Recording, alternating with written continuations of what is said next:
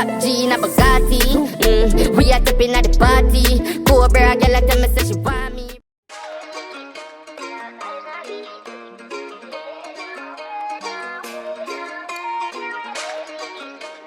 Hands got these, is you ready?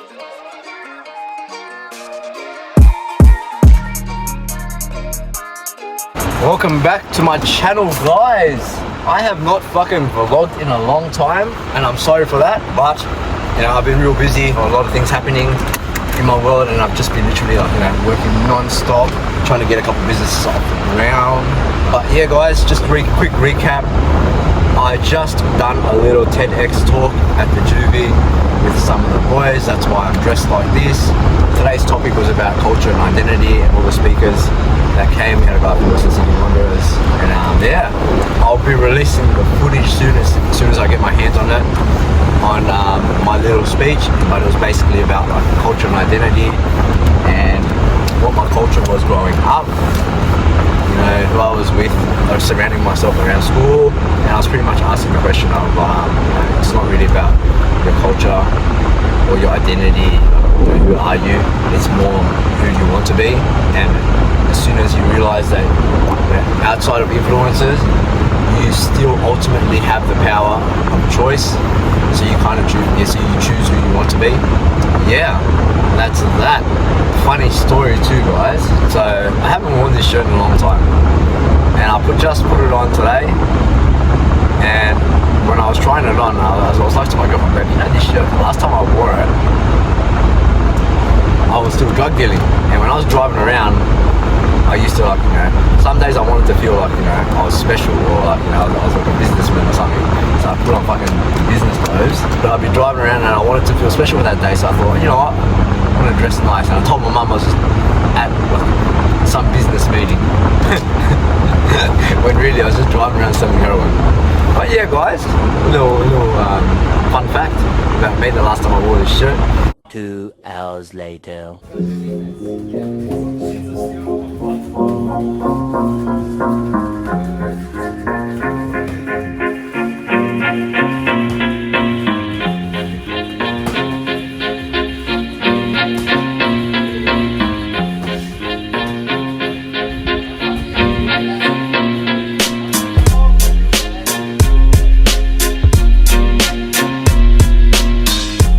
We're going Hillbilly's Chicken to try some fried chicken today. I seen it on Sydney Food Boys channel.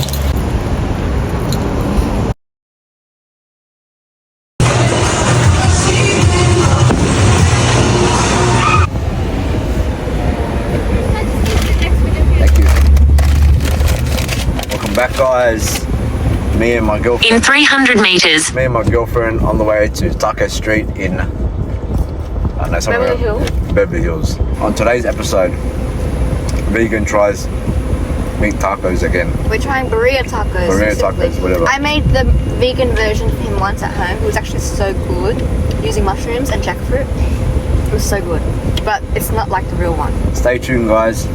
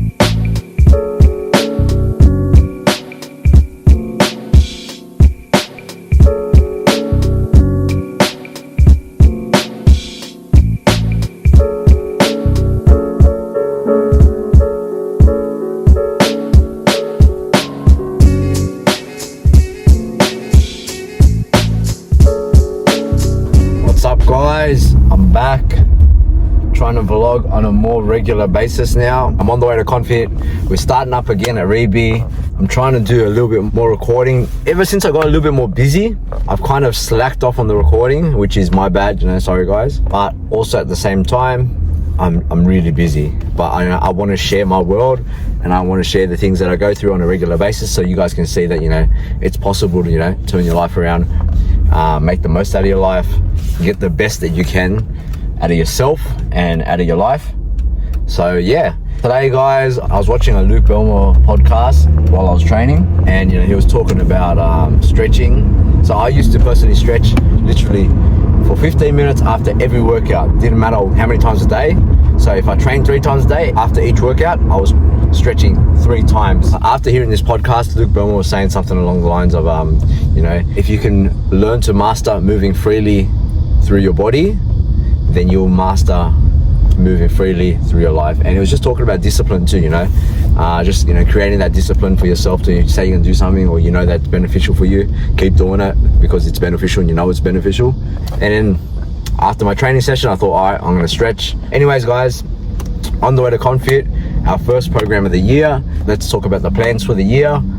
So we got Reiby, Baxter and Cobham, our standards. But this year, this semester, we're starting off at Macarthur High. So we're going to be going into the school, talking to the kids, the high risk kids, training with them, trying to prevent them from getting locked up. So now we're not just about reducing recidivism and reincarceration, we are now trying to prevent them. So another exciting stepping stone, guys. Yeah, welcome back guys. It's pissing down rain. Unbelievable. We just finished the first program at Reiby, the boys and the girls. We trained both of them today. With the boys, played a game of footy, talked to them. We're pretty much the same lads that we had from last year. It's a really good mix of boys from different areas. So we didn't really talk much about area codes and that, but you know, a big word that we spoke about today was respect. After the conversation with the boys, I know they're young and stuff, like because they're about like what, between 10 to 16. A lot of them don't even know what respect means. So that was kind of an eye-opener. So I asked the boys, you know, do they respect their older brother, their parents, you know, their mum, their dad, their sister, whatever. And I asked them, why do they respect them? All of them said, oh, you know, if I don't respect them, I'm scared that they'll beat me up or whatever. Alright, so it's a little bit linked to fear. But it was more so, you know, you respect them because you love them. What Kaiser was trying to tell them was, you know, you got to respect people, treat them how you want to be treated. You got to show respect to women, because you wouldn't like if someone came along and called your mum or your sister the S word or any of that, you know, you wouldn't like it. So, you know, don't walk around throwing those words. And then yeah, we went over and trained the girls. The girls were a lovely bunch, a lot better than the first group of girls that we ever trained. Fuck, that was a nightmare. This group of girls, a lot more fun to be around. Really liked getting involved in the training, and they weren't shy about that. And the volleyball, really fun to play volleyball with them. But other than that, looking forward to the next couple of weeks. We've got another 4 weeks with the boys and the girls at Reiby. So yeah, stay tuned guys.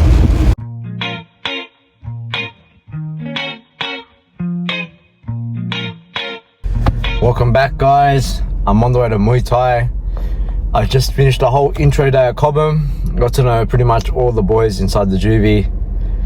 It's been a long day. I've gone through a lot of boys, done a lot of training. I learned a very important and valuable lesson today, in the sense that, you know, if you want to win, you're gonna win.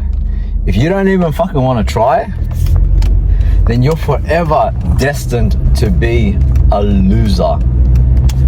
We went through so many kids, yeah, and I could see some of the boys, you know, really trying really hard, and then there's some boys that just didn't even want to try. And I understand, you know, fitness is probably not for everyone, but I just felt that we're asking the boys, oh, who wants to train, who doesn't want to train? And the boys that put their hands up to not train, they're like, oh no, we don't want to train, we're good. I looked at them like, yeah, cool bro, stay like that, it's all good. But at the same time, it's like, well, obviously, you know, something's going on in their head where they've been programmed to think that they don't need to train, and, you know, they get through life without training. So, you know, maybe it's the people around them, the people they know, to make it normal that, like, you know, training isn't that great. or they're just intimidated by the guys that do train. The people who do somewhat train, they're going to dominate life. People that always want to better themselves will always dominate life. And, you know, I don't want to be blunt, but I really felt like, you know, meeting all the boys, the ones that wanted it, the ones that wanted to train, like they have a better chance at succeeding with their lives than the ones that didn't want to train. Over the years of training with so many boys, even the boys that are nerds, the little bit switched on, like somewhat academic smart, even those guys wanted to train and try because they knew that physical health will improve their life. Even they knew. But then there's the ones that I always came across that, you know, they thought they're too good to train.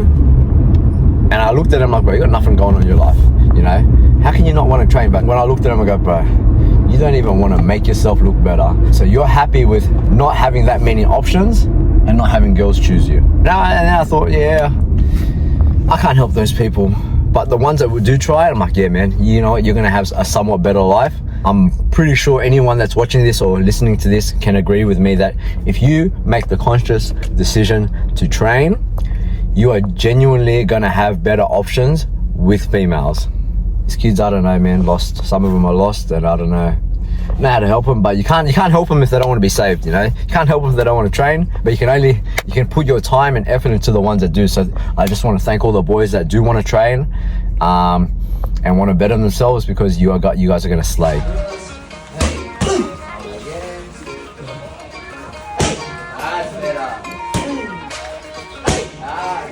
Got these keys, you ready?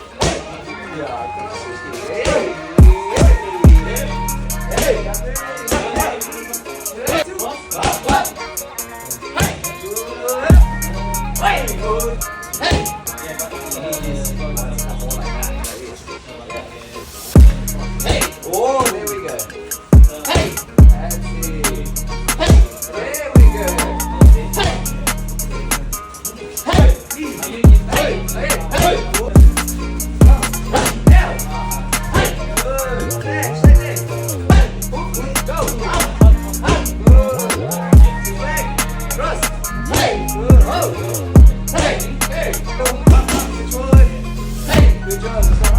What's up, guys? So I just finished Muay Thai, and I was just thinking throughout training, you know, even just with all the people that I've met in my life, all the people that I've come across, the clients I've come across, and even the boys that I've trained with, the kids that I work with. Something really common crossed my mind, a common denominator, you know, about people who train. Anyone that wants to train or train with me, there's a common denominator with every single person. Something inside of them, and obviously, you know, everyone's different on a scale of 1 to 10 of how much they want to change, but something inside of them is telling them, I need to change my life for the better, which is really good, you know. And I really like people who train with me or want to train with me, or somewhat, you know, degree actually try to instill a healthy, physically active lifestyle. And then there's also, you know, obviously there's, depending on the scale of 1 to 10, you know, a degree of people where some of them will try harder and improve on their sleep or improve on their diet to whatever, you know, to improve their health. But then obviously there's others who just train so they can enjoy good foods, whatever it is, you know. I really respect and I really appreciate people who actually work on themselves in terms of training, but not even just that, in terms of like the people who don't want to train. I thought about it and I go, so you're expecting to go through your life, all through your life, you're never going to come across a physical confrontation, and you don't even want to be prepared for that moment in time. So what, you're just going to rely on the police for the rest of your life? What happens when someone breaks into your house? What happens when, you know, you're fighting over a car spot? What happens when you're completely stressed out, you've had a bad day, you've just pulled up to the shops, it's fucking packed, you need to get shit done because you're late for some kind of appointment or event, and someone fucking pulls into your car spot and you want to pull them up on it, but you can't. You literally can't, because you're not physically capable and you're insecure. And you get out of the car and this bloke's probably somewhat relatively decently built. He probably may or may not know how to fight, and you've done nothing with your life to be somewhat capable, not even lifting weights, So not even training to fight or like at least throw some hands, but you don't even lift weights. Don't even fucking lift weights to have some kind of functional or physical strength behind your body. You are probably very frustrated that you will be losing that fight. And you know, obviously, you know, for the younger guys or the smaller guys, you're literally going to go through life absolutely weak. I hope that whoever's watching this or going through this, you guys stop and think that, you know, this doesn't have to be you. You don't have to be one of these people who go through life without any kind of physical training, who aren't physically capable, physically ready, because you're guaranteed to come across a situation sometime in your life, and when it happens, it's instant. It's not like you can call the cops and they'll be there within a split second. No, it happens in an instant and you can never prepare for it. But luckily, if you put in time and effort during your weeks and your days, you know, you can be prepared for that instant, you know. But anyways, guys, a little bit of a rant.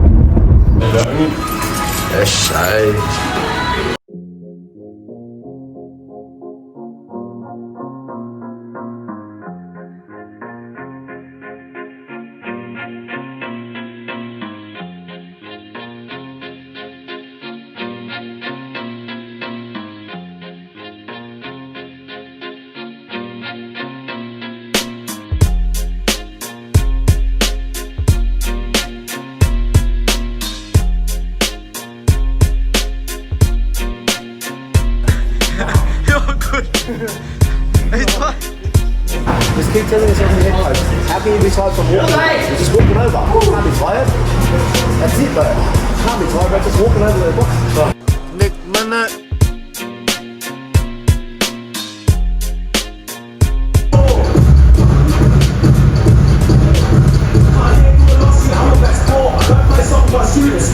Top G in a Bugatti.